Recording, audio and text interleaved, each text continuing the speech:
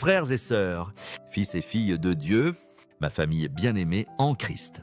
Depuis le cœur de l'Église, en tant qu'indigne successeur de Saint-Pierre, je me tiens devant vous comme votre Père spirituel, l'âme embrasée par le feu de l'Esprit Saint, qui nous tisse ensemble dans la tapisserie sacrée de la foi, de l'espérance et de l'amour. Vous n'êtes pas rassemblés ici par simple hasard. Le Seigneur lui-même vous a convoqués, chacun par son nom, comme le proclame Isaïe 43:1. Je t'ai appelé par ton nom, tu es à moi. Aujourd'hui, je vous invite à entreprendre un voyage profond et urgent qui perce les profondeurs de l'âme, une réflexion sur les sacramentaux de notre Sainte Église, ces instruments bénis qui nous sont donnés pour protéger nos foyers et nos cœurs des assauts subtils de l'ennemi, dans un monde assombri par la discorde, l'anxiété et le malaise spirituel. Je parle avec la tendresse d'un père et l'autorité de l'Église, vous implorant d'utiliser ces dons sacrés avec foi pour transformer vos maisons en sanctuaires de la grâce divine. Comme l'exhorte Éphésiens 6:11, revêtez-vous de l'armure complète de Dieu afin de pouvoir tenir ferme contre les ruses du diable. Que l'Esprit Saint guide nos cœurs alors que nous explorons cette vérité sacrée, car le message que je partage est un phare d'espérance dans un monde assoiffé de la paix de Dieu. Avant de nous plonger dans cette méditation solennelle, je vous appelle à vous unir comme un seul corps du Christ. Liés par l'amour de celui qui fut crucifié et ressuscité, faites une pause maintenant.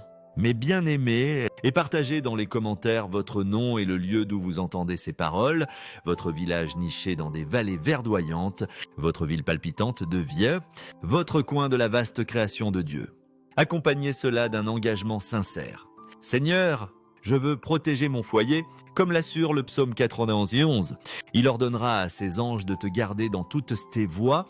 Vos paroles, offertes dans la foi, s'élèveront comme de l'encens vers les cours du ciel, rejoignant d'innombrables âmes qui aspirent à vivre sous le bouclier de Dieu, que le Dieu Tout-Puissant Père, Fils et Saint-Esprit vous bénissent alors que nous entreprenons cette réflexion sacrée, nos cœurs ouverts à la puissance transformatrice de sa grâce. Mes chers enfants, je ne viens pas semer la peur, mais éveiller vos âmes aux vérités éternelles de notre foi, des vérités qui brillent comme un phare au milieu des tempêtes d'un monde souvent obscurci par la confusion et le péril spirituel. La question qui se pose à nous est à la fois profonde et pressante. Les sacramentaux dans vos foyers vous protègent-ils vraiment? Ou sont-ils devenus de simples ornements, silencieux dans le chaos de la vie quotidienne? Beaucoup d'entre vous, fidèles catholiques, avez de l'eau bénite dans vos bénitiers, des crucifix sur vos murs, des chapelets dans vos mains ou des médailles sacrées autour de vos cous. Pourtant, avec la tendresse d'un pasteur, je vous demande, ces objets saints fonctionnent-ils comme Dieu le souhaite ou reposent-ils endormis? Leur pouvoir inexploité.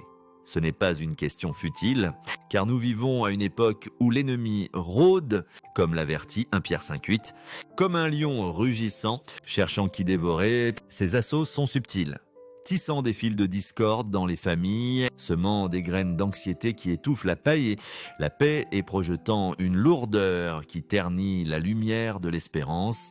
Mais l'Église, dans sa sagesse maternelle, nous a donné les sacramentaux non comme des amulettes magiques, mais comme des signes tangibles de la grâce de Dieu, bénis par son autorité pour nous protéger lorsqu'ils sont utilisés avec foi, à intention et compréhension.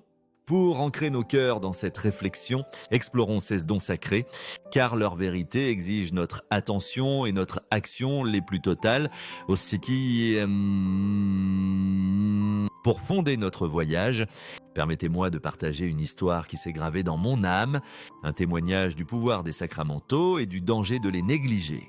Lors d'un pèlerinage dans une humble paroisse nichée dans les collines ondulantes d'Ombrie, j'ai rencontré Clara, une veuve dont les yeux portaient à la fois le poids de la tristesse et l'éclat d'une foi renouvelée.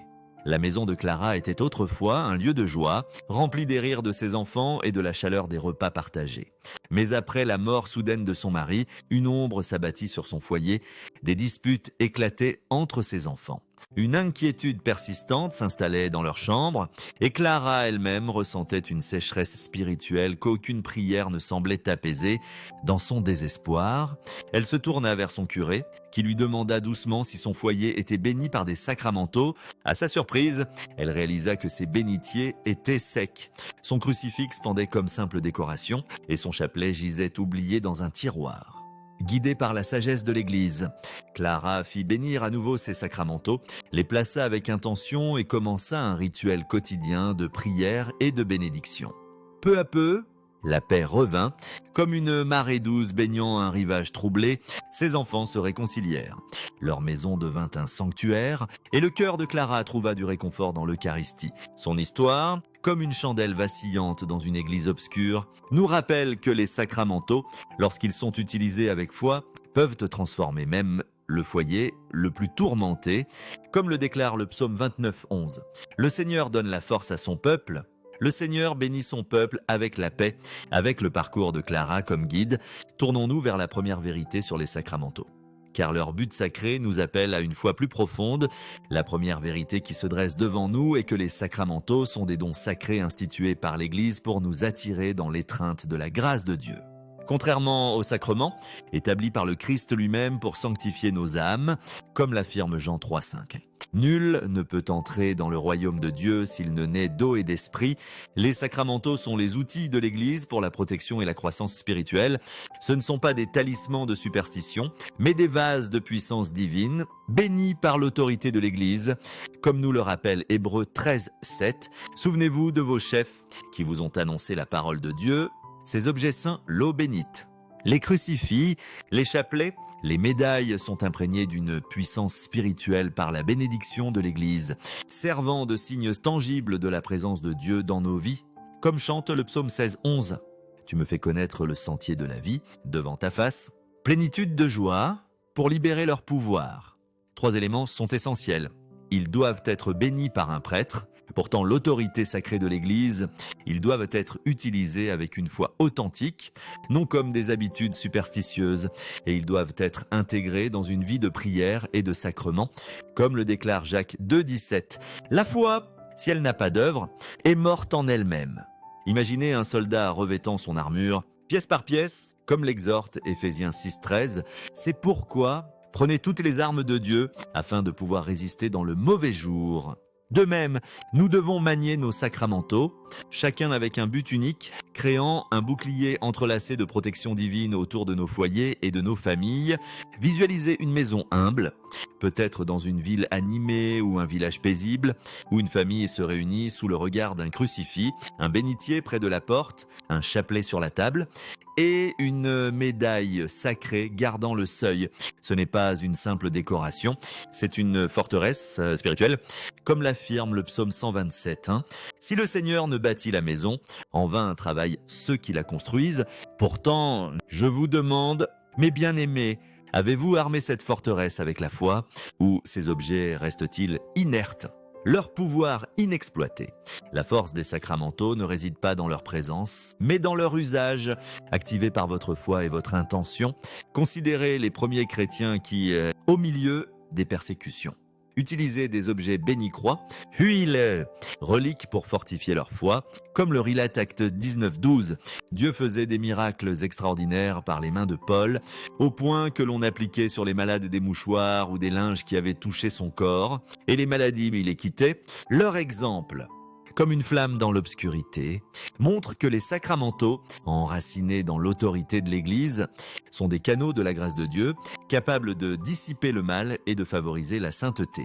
Je me souviens d'une jeune famille rencontrée dans une paroisse près de Lisbonne, dont la maison était en proie à la discorde. Ils avaient un crucifix sur leur mur, mais il n'était que décoratif. Un cadeau d'un parent, jamais béni ni honoré. Leur prêtre le bénit à nouveau, et ils commencèrent à prier devant lui chaque jour. Leur foyer se transforma en un havre de paix, leur histoire, comme une source dans le désert, illustre que les sacramentaux, lorsqu'ils sont utilisés avec foi, deviennent des conduits du pouvoir divin, comme le promet Jean 14:12. Celui qui croit en moi fera les œuvres que je fais. Prendrez-vous ces dons sacrés avec foi, ou les laisserez-vous silencieux? Leur grâce inexploitée. En gardant cette vérité près de nous, tournons-nous vers le premier sacramental, car le pouvoir purificateur de l'eau bénite est une pierre angulaire de notre défense spirituelle. Cette réflexion nous conduit à la deuxième vérité, l'eau bénite. La première ligne de défense de l'Église, un sacramental simple mais profond qui purifie et protège. Son pouvoir réside dans sa bénédiction, conférée par l'autorité de l'Église. Comme Nombre 5,17 parle du rôle sanctifiant de l'eau bénite dans les rites anciens. L'eau bénite n'est pas un liquide ordinaire, c'est un signe de la grâce purificatrice de Dieu, un rappel de notre baptême, comme l'affirme Tite 3,5. Il nous a sauvés par le bain de la régénération et le renouvellement de l'Esprit Saint. Dans l'Église primitive, les croyants l'utilisaient pour bénir leur maison et eux-mêmes, repoussant le mal, comme 2 Rois 2,21 relate Élisée purifiant l'eau pour guérir la terre. Sa simplicité cache sa puissance, car lorsqu'elle est utilisée avec foi, elle devient un bouclier contre les assauts spirituels, comme le supplie le psaume 51,7 « Purifie-moi avec l'hysope, et je serai pur. Lave-moi, et je serai plus blanc que la neige. » Je vous exhorte à garder de l'eau bénite dans chaque pièce de votre maison, non cachée dans un placard, mais accessible dans de petits bénitiers près des portes, billards, à côté des lits, dans les lieux où la vie se déroule. Ces bénitiers, comme des sentinelles de la grâce, sont prêts à protéger votre foyer. Commencez chaque jour en vous bénissant, faisant le signe de la croix avec une intention fervente, priante. Par cette eau bénite et ton précieux sang, lave tous mes péchés. Ô Seigneur, cet acte vous scelle d'un bouclier spirituel. Comme l'assure Isaïe 26:3, tu garderas dans une paix parfaite celui dont l'esprit est ferme, parce qu'il se confie en toi, mais le pouvoir de l'eau bénite s'étend au-delà de soi-même jusqu'à la maison. Établissez une routine de bénédiction des zones clés-portes. Fenêtres. Coince des pièces, en prêtant une attention particulière aux espaces où votre famille se réunit, la salle à manger où les repas sont partagés.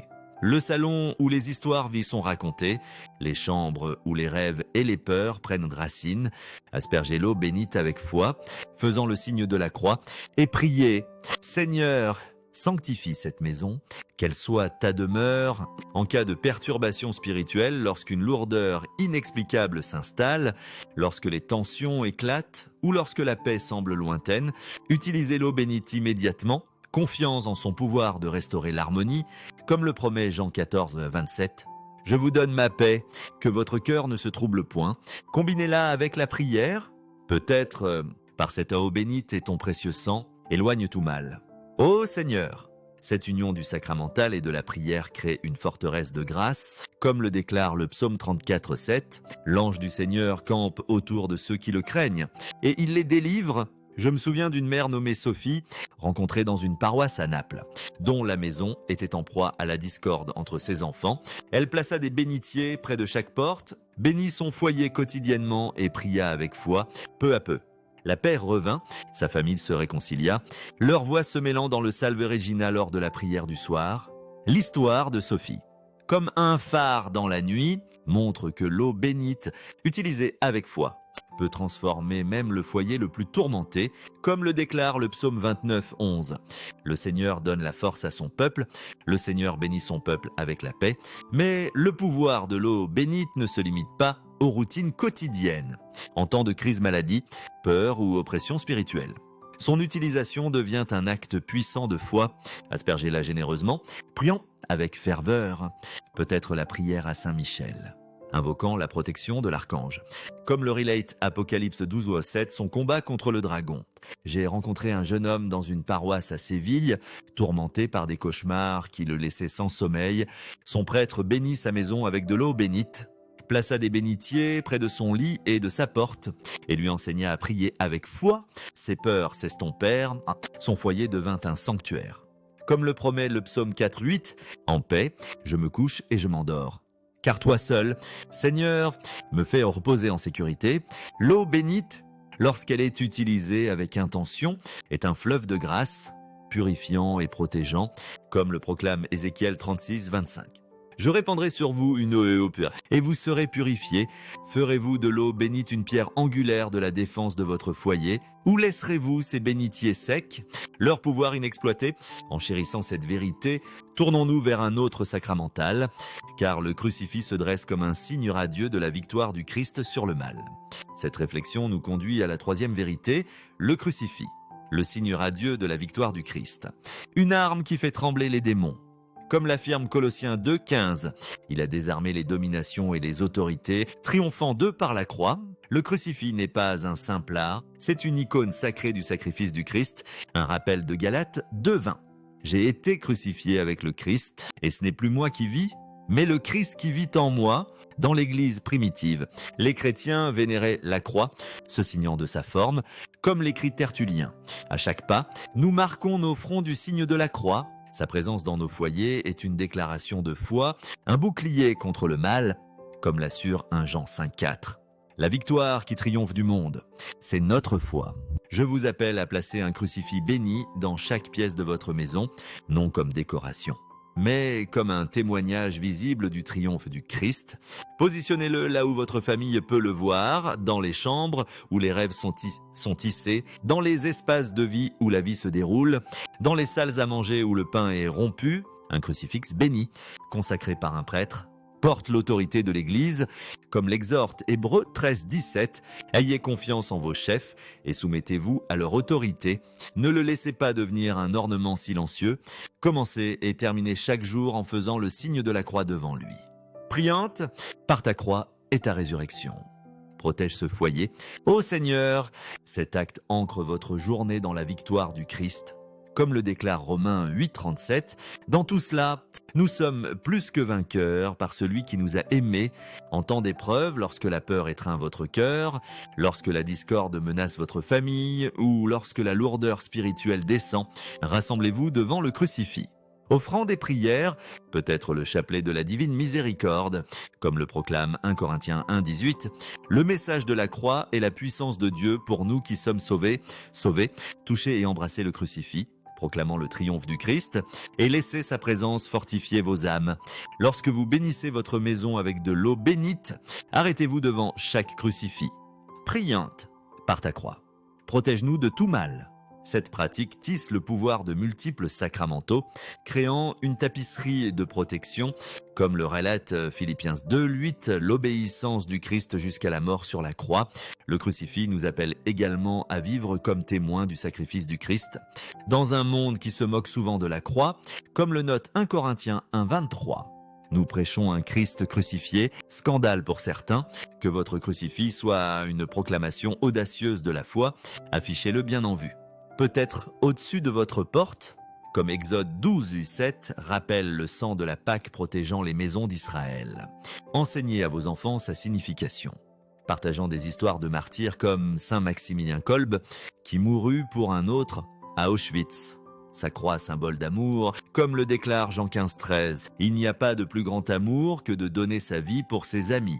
Ferez-vous de votre crucifix une arme de foi ou le laisserez-vous s'effacer en décoration, son pouvoir dormant? En méditant sur cette vérité, tournons-nous vers un autre sacramental, car le chapelet nous lie au manteau protecteur de Notre-Dame. Cette réflexion nous conduit à la 4e vérité, le chapelet, une chaîne de grâce qui nous relie au manteau protecteur de Notre-Dame, comme la salue Luc 1,28. Je te salue, pleine de grâce, le Seigneur est avec toi. Le chapelet n'est pas un simple fil de perles, c'est une arme spirituelle, une méditation sur la vie, la mort et la résurrection du Christ. Comme l'exhorte Colossiens 3,2, attachez-vous aux choses d'en haut et non à celles de la terre. Donné à l'Église par les apparitions de Notre-Dame, comme à Fatima et Lourdes, il porte sa promesse de protection, comme honore Apocalypse 12:17, ces enfants qui gardent les commandements de Dieu.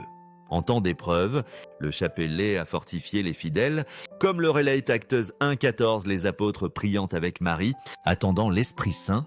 Je vous exhorte à vous assurer que votre chapelet est béni par un prêtre, puis à établir un temps quotidien pour prier le chapelet en famille, même si ce n'est qu'une décade, comme bénit le psaume 133. Qu'il est bon, qu'il est doux pour des frères de vivre ensemble dans l'unité. Placez des chapelets dans votre maison près des lits, sur les tables, près des portes comme point de protection, créant un rythme spirituel qui renforce votre foyer. Ne priez pas le chapelet mécaniquement, méditez sur chaque mystère, laissant sa vérité pénétrer votre cœur.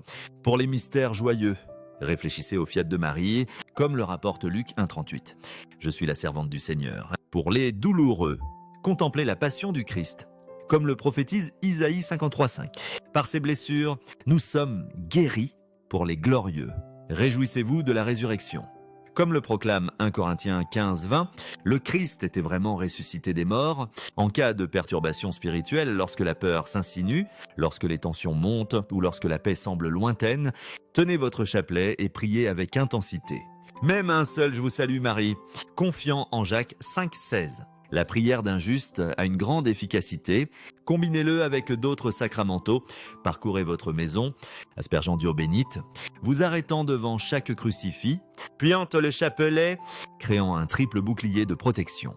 Comme le confie Éphésiens 3,20 à la puissance incommensurable de Dieu, j'ai rencontré une famille à Vérone dont la maison était fracturée par des disputes. Ils commencèrent à prier le chapelet chaque soir, leurs enfants se joignant malgré une réticence initiale. Leur discorde fondit en unité. Leur foyer devint un sanctuaire, comme l'ordonne Jean 15,12. Aimez-vous les uns les autres comme je vous ai aimé. Le pouvoir du chapelet s'étend aux épreuves personnelles, dans la maladie. Priez-le pour la guérison. Comme l'accomplit Matthieu 8,17, il a pris nos infirmités et porté nos maladies. Dans la tentation, accrochez-vous à lui, comme l'assure 1 Corinthiens 10,13. Dieu fournira une issue pour que vous puissiez supporter. Je me souviens d'une jeune femme à Madrid luttant contre l'anxiété, qui trouva la paix en priant le chapelet quotidiennement, s'éperler une bouée vers l'intercession de Marie. Son histoire, comme une étoile dans la nuit, montre que le chapelet, prié avec foi, apaise le cœur le plus tourmenté. Comme le déclare le psaume 107,29, il réduisit la tempête au silence, les vagues de la mer se turent. Le chapelet nous unit également à l'Église universelle. Joignez-vous à un groupe de chapelets paroissial, priant pour les besoins du monde, comme l'exhorte 1 Timothée 2,1. Que l'on fasse des demandes, des prières, des intercessions et des actions de grâce pour tous les hommes à Fatima. Marie appela au chapelet pour mettre fin aux guerres. Comme l'envisage Isaïe 2,4, une nation ne lèvera plus l'épée contre une autre. Prendrez-vous le chapelet comme une chaîne de grâce ou le laisserez-vous inutilisé, son pouvoir dormant? En embrassant cette vérité, tournons-nous vers un autre sacramental, car les médailles sacrées créent des points de protection divine. Cette réflexion nous conduit à la 5e vérité, les médailles sacrées, en particulier celle de Saint Benoît et de la médaille miraculeuse. Des boucliers de grâce dotés d'un pouvoir unique, la médaille de Saint Benoît, inscrite d'une bénédiction d'exorcisme, crée des points de protection. Comme le déclare le psaume 18,2, le Seigneur est mon rocher, ma forteresse et mon libérateur, enraciné dans l'héritage de Saint Benoît, dont les monastères préservèrent la foi à travers les âges sombres. Elle porte l'autorité de l'Église pour repousser le mal. Comme l'avertit Éphésiens 6,12, notre lutte n'est pas contre la chair et le sang, mais contre les forces spirituelles du mal, la médaille miraculeuse, donnée par Notre-Dame à Sainte Catherine Labouré, porte sa promesse de grâce, comme chante Luc 1,46. Mon âme magnifie le Seigneur. Ces médailles ne sont pas de simples bijoux, ce sont des signes sacrés, comme décrit Exode 28,36, la plaque sacerdotale inscrite de Sainteté au Seigneur. Je vous exhorte à placer des médailles de Saint Benoît aux portes, fenêtres et coins de votre maison. Béni par un prêtre, pour protéger contre le mal, portez la médaille miraculeuse avec dévotion. Priante, ô Marie, conçue sans péché, priez pour nous qui avons recours à vous, comme Jean 19,27 nous confie aux soins de Marie. Créez un cercle de grâce, en plaçant des médailles aux 4 coins de votre propriété, priant pour l'intercession de Marie. Lorsque vous bénissez votre maison avec de l'eau bénite, touchez chaque médaille, faisant le signe de la croix, et priez, Seigneur, par ces médailles sacrées, garde ce foyer, cela unit leur pouvoir. Comme le déclare Romains 8,31. Si Dieu est pour nous, qui sera contre nous? J'ai rencontré un jeune homme à Florence, tourmenté par une oppression spirituelle, qui plaça une médaille de Saint Benoît près de son lit et portait une médaille miraculeuse. Priant quotidiennement, ses peurs s'estompèrent, son foyer devint un havre, comme le témoigne le psaume 34,4. J'ai cherché le Seigneur et il m'a répondu, il m'a délivré de toutes mes craintes. Les médailles, utilisées avec foi, croissent en puissance avec le temps, créant un bouclier cumulatif. Dans une paroisse à Barcelone, une famille plaça des médailles autour de leur maison après avoir connu des perturbations inexplicables. Leur prêtre bénit les médailles et ils priaient le chapelet chaque soir. Leur foyer retrouva la paix, comme le promet le psaume 91, 10. Aucun mal ne t'atteindra, aucun fléau n'approchera de ta tente. Les médailles sont aussi un témoignage de la foi. Portez-les visiblement, suscitant des conversations sur le Christ, comme l'exhorte 1 Pierre 3,15. Soyez toujours prêts à répondre à quiconque vous demande raison de l'espérance qui est en vous. Utiliserez-vous ces médailles comme boucliers de grâce ou les laisserez-vous devenir de simples breloques, leur pouvoir inexploité? En tenant cette vérité, tournons-nous vers le rituel quotidien, car la constance construit un rythme de grâce. Cette réflexion nous conduit à la 6e vérité, le rituel quotidien de protection. Un rythme de grâce qui fortifie nos défenses spirituelles, comme l'exhorte 1 Thessaloniciens 5,17. Priez sans cesse, les sacramentaux sont les plus efficaces lorsqu'ils sont utilisés de manière constante, créant un battement spirituel dans nos foyers, comme chante le psaume 119-164, 7 fois par jour, je te lus pour tes justes ordonnances. Ces rituels ne sont pas des règles pesantes, mais des actes d'amour. Encreinte nos vieilles dans la présence de Dieu, comme l'ordonne Deutéronome 6,7, tu inculqueras ses commandements à tes enfants. Tu en parleras quand tu seras dans ta maison et quand tu marcheras sur le chemin. Commencez chaque matin avec de l'eau bénite, debout devant votre crucifix, priant « Seigneur, c'est le jour de ta protection », Tchechor matinal, comme le supplie le psaume 5,3. Le matin, Seigneur, tu entends ma voix, vous prépare au combat du jour, tout au long de la journée, à des moments de transition, en entrant ou en sortant de la maison, avant les repas, lors des réunions familiales, touchez votre médaille sacrée, faites le signe de la croix et offrez une brève prière. Comme l'exhorte Philippiens 4,6, dans toute situation, par la prière et la supplication, présentez vos demandes à Dieu. La nuit, parcourez votre maison avec de l'eau bénite, tenant votre chapelet, bénissant chaque pièce. En particulier, les chambres où les batailles spirituelles s'intensifient, créant un bouclier nocturne, comme le promet le psaume 4,8, « En paix, je me couche et je m'endors, car toi seul, Seigneur, me fais reposer en sécurité. » Impliquez votre famille, même ceux qui doutent, car comme l'assure Matthieu 18,20, « Là où 2 ou 3 sont réunis en mon nom, je suis au milieu d'eux en temps de crise maladie, peur ou discorde. » Combinez tous les sacramentaux dans un moment de prière fervente, tenez votre chapelet, debout devant un crucifix, utilisez l'eau bénite, touchez votre médaille et priez, créant une forteresse de protection, comme le déclare le psaume 46,1. Dieu est pour nous un refuge et une force, un secours toujours présent dans la détresse. J'ai rencontré une famille en Ombrie dont la maison était fracturée par des disputes. Ils commencèrent un rituel quotidien, bénédiction matinale avec de l'eau bénite, prière du chapelet le soir devant un crucifix et médailles placées au coin de leur maison. Leur discorde fondit en unité. Leur foyer devint un sanctuaire, comme le prie Jean 17,21. Afin que tout soit atteint, les rituels s'étendent au-delà de la maison. Portez un chapelet ou une médaille quotidiennement, priant dans les moments d'épreuve. Comme l'exhorte Colossiens 4,2, persévérez dans la prière, veillez-y avec action de grâce. Dans une paroisse à Dublin, un père enseigna à ses enfants à prier un « Je vous salue Marie » en passant devant une église. Leurs petits actes, tissant une tapisserie de foi, comme l'instruit Proverbe 22,6. Instruis l'enfant selon la voie qu'il doit suivre, et quand il sera vieux, il ne s'en détournera pas. Les rituels renforcent également la communauté. Organisez une bénédiction paroissiale des maisons, invitant les familles à utiliser les sacramentaux. Comme le relate Acte 2,46, les premiers chrétiens rompant le pain dans leur maison. Établirez-vous ce rythme de grâce, ou laisserez-vous les soucis du monde réduire votre foi au silence? En embrassant cette vérité, tournons-nous vers les sacrements. Car ils ancrent les sacramentaux dans la grâce de Dieu. Cette réflexion nous conduit à la 7e vérité. Les sacramentaux fonctionnent avec le plus de puissance lorsqu'ils sont tissés dans une vie de grâce à travers les sacrements. Ils ne remplacent pas les sacrements, mais les complètent, enrichissant notre vie spirituelle.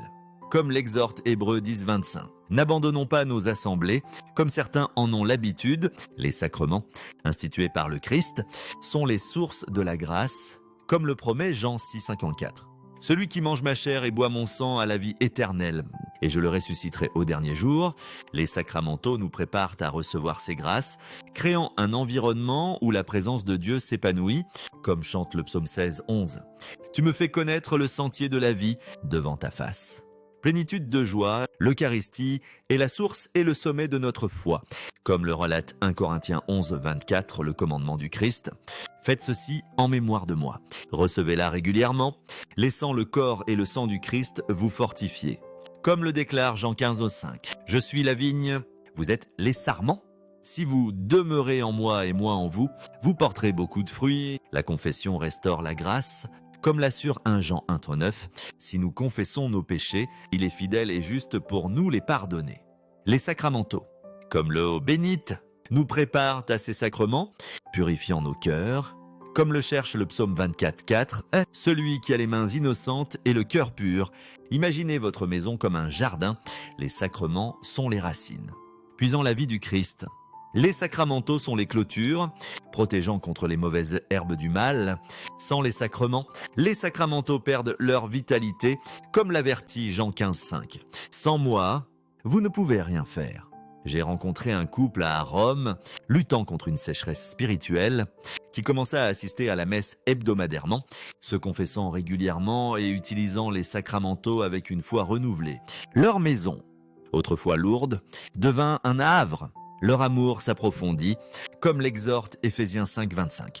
Marie, aimez vos femmes, comme le Christ a aimé l'Église, leur histoire, comme une source dans le désert, montre que les sacramentaux, enracinés dans les sacrements, transformant les vies. Dans une paroisse à Vienne, une communauté commença des adorations eucharistiques mensuelles, bénissant leur maison avec des sacramentaux. Ensuite, leur unité grandit. Leur foi un phare, comme le déclare Matthieu 5, 14, « Vous êtes la lumière du monde. Ancrerez-vous vos sacramentaux dans les sacrements ou les laisserez-vous seuls ? Leur pouvoir diminuer en tenant cette vérité. Tournons-nous vers notre témoignage, car partager cette connaissance renforce l'Église. Cette réflexion nous conduit à la 8e vérité. Notre témoignage à travers les sacramentaux fortifie l'Église et le monde. En partageant cette connaissance, nous renforçons notre propre protection, comme le promet Proverbe 11, 25. Celui qui est généreux prospérera. Celui qui rafraîchit les autres sera rafraîchi. Je vous exhorte à partager ce message avec une âme aujourd'hui, un ami, un voisin, une âme assoiffée de paix. Enseignez-leur à utiliser l'eau bénite, à honorer le crucifix, à prier le chapelet, à porter des médailles sacrées, comme l'exhorte Matthieu 5,16. Que votre lumière brille devant les hommes, afin qu'ils voient vos bonnes œuvres et glorifient votre Père qui est dans les cieux. Créez un autel domestique, un crucifix, une statue de Marie, une bougie, une Bible ouverte aux évangiles, où votre famille prie quotidiennement, comme l'ordonne Deutéronome 6, 6. Ces commandements seront dans vos cœurs. Cet autel, comme un battement de cœur dans votre maison, reflète la sainteté de la messe, vous rapprochant du Christ. J'ai rencontré une famille à Florence qui créa un tel autel, priant le chapelet chaque soir. Leurs enfants, autrefois distants, grandiront dans la foi. Leur foyer devint un sanctuaire. Comme bénit le psaume 128, 3, tes enfants seront comme des plants d'olivier autour de ta table. Organisez une veillée de prière paroissiale le jour de la Toussaint. Unissant votre communauté dans le chapelet ou une messe pour les défunts, proclamant 1 Corinthiens 15, les morts ressusciteront incorruptibles. Défendez les vulnérables, ceux dont les foyers manquent de paix, veillant à ce que chaque famille ait accès aux sacramentaux, comme l'appelle Isaïe 58, 7. Partage ton pain avec l'affamé et offre un abri aux pauvres errants. Dans une paroisse à Lisbonne, une communauté distribua des chapelets bénis aux pauvres, leur enseignant à prier, leur rue. Autrefois assombris par le désespoir, brillèrent d'espoir, comme l'exhorte Philippiens 2, 15. Brillez comme des étoiles dans le ciel. Votre témoignage, aussi humble soit-il, est une pierre dans le royaume de Dieu, comme le décrit 1 Pierre 2, 5. Vous-même, comme des pierres vivantes, êtes édifiés en maison spirituelle, mais je connais les défis auxquels vous faites face. Mes bien-aimés, le doute murmure que ces pratiques ce sont de la superstition, mais Hébreux 11, 1 définit la foi est l'assurance des choses espérées, la conviction des choses non vues, les occupations distraient, vous éloignant de la prière, mais le psaume 46, 10 appelle « Arrêtez et sachez que je suis Dieu ». L'isolement vous tente d'affronter les épreuves seuls. Vous, mais Hébreux 10, 25 exhorte, n'abandonnons pas nos assemblées. Contre cela, construisez une vie de prière, commencez chaque jour par une communion spirituelle. Priant, Jésus, fais de ma maison ton sanctuaire. À la messe, contemplez l'hostie élevée, offrant votre foyer au Christ. Comme l'exhorte Colossiens 3, 17, tout ce que vous faites, faites-le au nom du Seigneur Jésus, dans l'épreuve. Passez du temps en adoration, comme l'invite Hébreux 4, 16. Approchons-nous avec assurance du trône de la grâce. Réfléchissez à sainte Monique, qui pria sans relâche pour la conversion de son fils Augustin, comme le relatant ses confessions. Ses larmes, un sacrifice qui porta du fruit, comme le promet le psaume 126, 5. Ceux qui sèment dans les larmes moissonneront dans la joie. Son exemple montre que la prière persistante transforme les vies. Dans une paroisse à Dublin, une mère pria pour son fils égaré. Utilisant les sacramentaux quotidiennement, il revint à la foi. Maintenant lecteur, comme se réjouit Luc 15, 24. Ce fils était perdu et a été retrouvé. Votre fidélité, aussi modeste soit-elle, est une graine d'éternité, comme l'assure 1 Corinthiens 15, 58. Votre travail dans le Seigneur n'est pas vain. Partagerez-vous cette lumière ou la garderez-vous cachée? En concluant, tournons-nous vers la prière, confiant nos foyers aux soins de Marie. Tournons-nous maintenant vers Notre-Dame, la Mère de Dieu, qui intercède pour nous avec l'amour d'une mère. Ô Vierge Marie, Mère de Dieu et notre Mère, toi qui as porté le Verbe fait chair dans ton sein, nous confions nos foyers et nos cœurs à ton manteau protecteur. Comme ton fiat rapporté en Luc 1, 38, je suis la servante du Seigneur. Guide-nous à utiliser les sacramentaux avec foi, faisant de nos maisons des sanctuaires de la paix de ton Fils. Par ton chapelet, lis les forces du mal, comme honore Apocalypse 12, 17, tes enfants qui gardent les commandements de Dieu, avec l'eau bénite, les crucifix et les médailles sacrées. Permets-nous de créer un bouclier de grâce, confiant en Jean 19, 27, où le Christ a donné à nous comme notre mère. Intercède pour nous, ô Marie, afin que nos familles reflètent l'amour de ton Fils, devenant des phares d'espoir dans un monde assombri par le désespoir. Inspire-nous à partager cette vérité, comme le loue Proverbe 31 à 26. Elle parle avec sagesse, et l'instruction fidèle est sur sa langue. Protège les vulnérables, console les affligés et unis-nous dans l'Eucharistie. Comme le déclare Jean 6, 35. Je suis le pain de vie, garde-nous fermes sous ton manteau, unisse à ton Fils, jusqu'à ce que nous reposions dans la gloire de son royaume. Amen. Mes chers enfants, ce voyage est un appel à vivre comme témoin de la grâce de Dieu, à transformer vos foyers en sanctuaires où règne sa paix. Partagez ce message avec une âme aujourd'hui, comme l'exhorte Matthieu 5, 16. Que votre lumière brille devant les hommes. Créez un autel domestique, un crucifix, une statue de Marie, une bougie, une Bible ouverte aux évangiles où vous priez quotidiennement, peut-être le psaume 23, confiant dans le Seigneur comme votre berger. Rassemblez votre famille chaque soir. Priant le chapelet ou le chapelet de la divine miséricorde, comme le promet Matthieu 18, 20, là où 2 ou 3 sont réunis en mon nom, je suis au milieu d'eux. Dans l'épreuve, tournez-vous vers l'Eucharistie, où le corps du Christ vous fortifie.